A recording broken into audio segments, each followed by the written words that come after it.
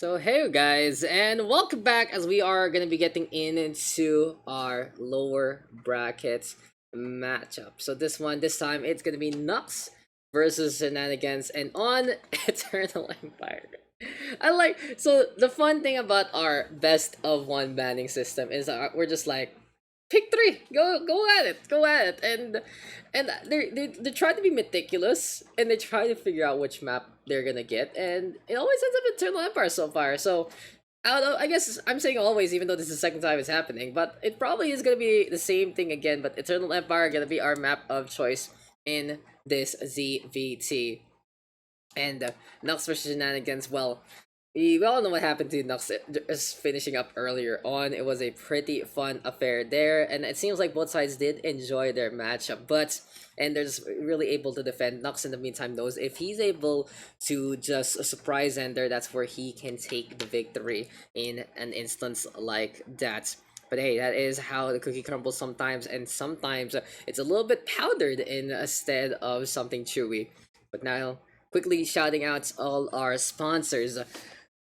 AKG Games, big shouts to them, really contributing to the prize pool, making this a pretty hefty lump sum for us to work around in the the PH scene to be specific.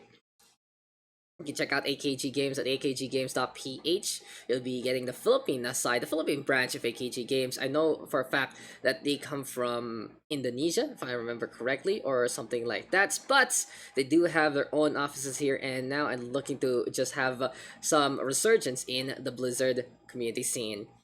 In terms of community sponsors though, DLS Bizlo making this tournament a reality, and the overlays as well as everything we do on stream, thanks to him. Supermalls, Bayag, Sepul, and Destroyer PH, big shoutouts to them as well for contributing to our prize pool, making sure that our expenses as well as the things we can give back to the player base are going to be covered for the near future. But anyway, guys, seems like we are going to be getting into Eternal Empire in this ZVT. Now, Nux has shown, even on the upper bracket, he's willing to go for that cheese antics. He's really willing to go for the aggression. But we've also seen Shenanigans, for his namesake, bring out a few Shenanigans along the way and go for the fights from the previous tournaments. And the funny thing here is we are going to get a champion versus champion match.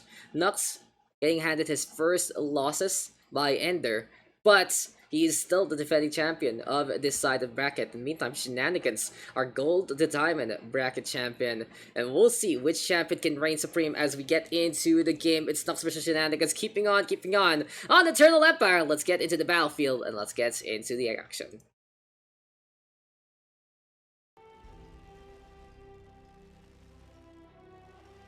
So welcome back, ladies and gentlemen.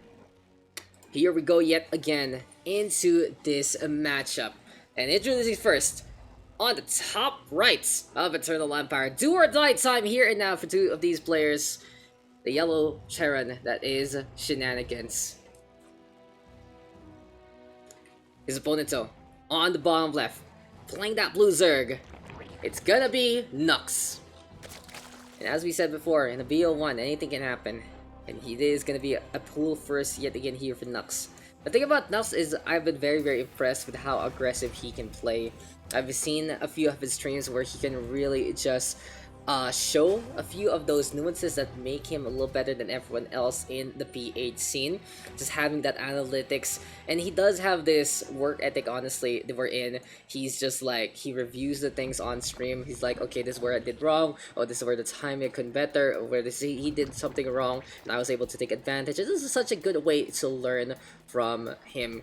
It has Nux with how many SS? You know, it has some SS. Nux, you can, if he types on Twitch chat, you can know his Twitch over there and you can give him a follow. But Hatchery right now coming online, and Shenanigans might notice that this Hatchery doesn't have too much HP. The best of the best players who understand really the nuances of the game can notice when the HP on something is a little lower than it should be. Well, something is amiss and something is afoot. Because right now, with the pool first, do we get any Zerglings coming our way? Yes, we do. They're already running on to the outside, and Shenanigans will have to cover this side of his base. The only problem though for Shenanigans, he's already committed to getting that command center out and about, and the Reaper gonna be into play. This might actually be a defensive Reaper rather than an attacking one, rather than a scouting one, but never mind, as I say that, it's gonna be a transition to get on over to the other side. And oh, it's really gonna be the full aggression here, and now 2 base Roaches. Roach Ravager all in perhaps into the near future. But an early pull means that early scouting, early aggression, and looking to be as pesky as can be.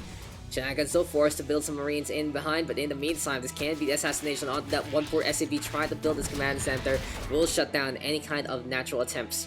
The Reaper though, looking for some books, but Shenanigans gonna be disengaging.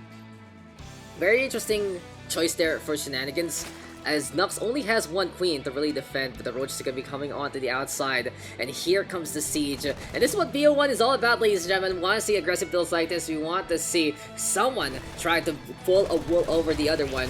And the Reaper right now going to be fused for the defense as we expected. Marines trying to go for the side step. The Zerg is going to get cleaned on up. But will Shenanigans be ready for the Roaches coming his way? Here we go with the 1-1-1. Shenanigans having 3 out of 5 of that Shenanigans build. And yes, we are gonna get the Shenanigans build looking to come online. The 1-1-1-1-1. He even said on the Twitch chat, you know guys, you know this is standard, why is it named after me? You have made for a name yourself your Shenanigans for the local scene, and we will keep it as such. Hopefully we can get some really cool ones that we can see from our players as well. And I hope we can make some identities actually in the local side. But Nuks right now gonna be looking to knock on the door of Shenanigans. We do see a Hellion in behind, Bunker Gate built up as well. But the supply depot, I could be looking worse for wear. And the thing about these Roaches is Nuks does have enough gas for another Ravager. If this is quite low, he can turn this in Cocoon and get full HP along the way. There we go with the Hellion taking it down. And Shenanigans not respecting what Nuks is doing. As soon as he saw that Roaches, he didn't really go for more unit production. SCV is gonna get pulled. Ravager right now gonna go for the pile. And into the backline, gonna get the takedown there. 8 SCVs already going down. Absolute carnage here and now. And there you go with the Ravager Cocoons. Gonna be out in the front. Just being quite a pest. But the bunker onto the right hand side and the left. I like the antics here from Shenanigans, but it might be just too little too late. With the might gonna be coming online as well. Desperate Banshee now into the fray, and the Ravager will die here for Nuks. He's just making sure that he can get the zone, he can get the takedowns onto these Marines. But the Orbital Command keeping on with the economy. And Shenanigans, he can actually drop this command center down and build another SCV, get some more minerals along the way. But seems like he's just a little too busy. Goes for the salvage. Not really the best decision because you want those Marines to be protected. But we'll see right now how this is going to pan out. He has to go for the cancel on this. He needs those minerals as much as possible. The Banshee though into the fray. And right now here we go with the damage being done yet again. Quite an exciting time here and now. And the Marine's going to be able to get that cleanup. Seems like that was a pretty big smart play actually from Shenanigans at the tail end. He went for the salvage, risking his right side flank because he knew the Banshee was coming online. He went for the supply depot, tried to see how far it would go, and Nuks could have actually bursted that one down, but in the end, Shenanigans will be surviving, albeit barely. 2 workers to 36. Nuks behind all of this has decided to play the macro, and you can really see where he can shine after the aggression. This is basically the game plan here for Nuks. This is just basically what he wants to do. Put the pressure early on so he can play a very chill macro game in behind. Because he knows there's not going to be much of an attack besides the Banshee. And the Spore Crawler is already in position just in case he's going to get a cloak or just a little more anti-air along the way. Speaking of anti-air, there we go with the Queen. And Shenanigans will have to rely on the power of mules to keep him in this game. Still alive but very breathing. He doesn't want to call GG yet because this is best of 1 and he will try to figure things out. I think in the best of 1 truly in a scenario like this, when you're really fighting for your life in a tournament, it's also good to not give up any time early, because even though you're at a big deficit right now, I don't think Shenanigans is really too aware of how many workers Nuks has in the first place, and at the same time he still was able to survive and was expecting his opponent to really invest a lot in that one. But in the scheme of things, if you think about it, that wasn't really too many Ravagers and Roaches brought in by Nuks. Early game, sure, it's a big investment, but in the scheme of things, it's just like a handful of them, honestly, maybe 2 of them. The Roaches though, early on, gain some really good damage, and from a all-in scenario, it is just macro coming their way. Now Nuks could have gone for a potential killing blow if he sent a few things more over, but with the Banshee into play, it was a pretty good decision that Nuks actually went for macro instead, because he didn't have the anti-air. He's not gonna have anything like that anytime soon. Is the Banshee still alive? No, it actually got picked off earlier on as well. The 3 drones did go down in that attack, but Spore Crawlers as well as Queens fending that one off. And it's time to go for a little bit of wall action here from Nuks. He wants to just wall this off, make sure that he's going to be playing into the front instead. Going to be creeping on that way. Speed kills, and Nuks looking for a coup de grace right here, right now. With a Mindo into the middle, and the Overseer going to be popping that one off. And Nuks cleans that one up. Seems like he was already aware of that to come, and just went for the drive-by just in case. Shenanigans still with a handful of Marines. Here we go with some scouting information, and the Overseer will see absolutely nothing happen here for Shenanigans. Nuks can just finish this off right here, right now, with this circling composition. All he needs to do is get us around on these Marines, and that is going to be game, set, and match. Looking for the takedown here, and now SCV is going to get pulled. Those Marines screaming for agony, screaming for their lives. It's just not going to happen. Mule going to be taking a break, but this is going to be game, set, and match, and Nuks going to be moving on to the next parts of the lower bracket. It was a good effort there from Shenanigans, and we would love to see him back into the gold to diamond brackets, into the future quarantine tournament. But Nuks showing his pedigree, able to take that victory, and well deserved there by our Zerg player. That was a pretty fun one, and kudos to Shenanigans, big kudos to Shenanigans for really putting up a good fight against both Extinct as well as Nuks. At the same time, showing on up and defending in a pretty good maneuver. He understood how to play against the Roaches and the Ravagers coming his way. Just unfortunately, it was a little too late on the reaction. He was still trying to build up his SimCity, and it just doesn't happen. It just doesn't work that way. So it is what it is, and that is victory there to Nuks. So Nuks is going to be moving over to the lower round number 3.